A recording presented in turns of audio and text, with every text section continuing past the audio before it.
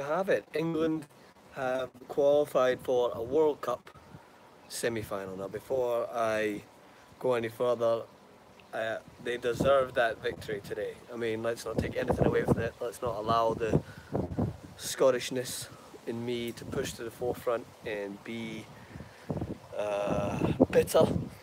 But I will say that while England fully deserved that result, Sweden were absolutely abysmal. How that team were in the semi-final is beyond me, and it shows again, I think, how poor Germany was in that group. Now, I think Sweden did a great job defending against certain teams. The way they played against Mexico impressed me a lot. But Jesus Christ, in that game alone, not taking anything away from England's performance, you've got to play who you're up against. They were catastrophic. They had absolutely nothing going forward. They had a couple of chances that they could have done better with. Pickford makes some phenomenal saves, and I think that he is standout England's best player at the moment, right there with Jerry Maguire, who just seems to be the player that everyone can start talking about at the moment. With a bullet header that put England in front, Dele Alli grabbing the second goal. Pickford, but I think has just been simply sublime for me. The save that he made, obviously from the penalties spot against Colombia, was magnificent. He made a couple of fantastic saves today, one low to his right. His reflexes are second to none. And that's something that can set apart a team. As we see with Spain, how bad David De Gea was in certain moments where they needed a big stop from a goalkeeper. Really just drained that team of confidence, and that's can be a big problem. Whereas this Pickford is consistently giving this England team confidence.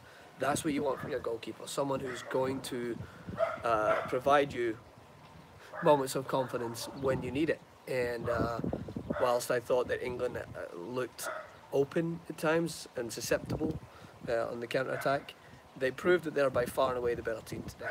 By far and away deserve to be in the semi-final. Whether their route was easier or not, and people are talking about that as an excuse to diminish England's accomplishments at this moment, sure, the teams they played haven't been all that great, but it doesn't mean that they don't deserve to be in the semi-final of the World Cup.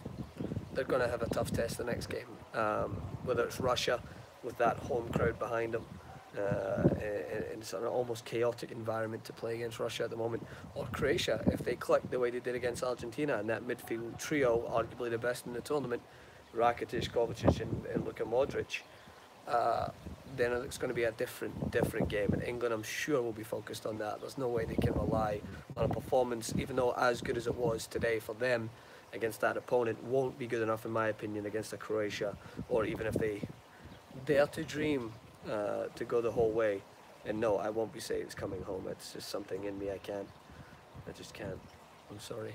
The Scottish in me just won't. I think if I tried to say it, I might start to throw up a little bit. So as much as I'll lend my support in terms of not being bitter in the video, I cannot physically make myself say it.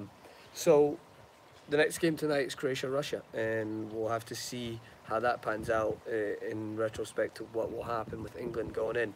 I never got to live stream yesterday. I tried, but the location I was at, as I still am on vacation here, it just wouldn't allow me. But I was so impressed with Belgium in the first half. Brazil unlucky in the second half not to come back into the game.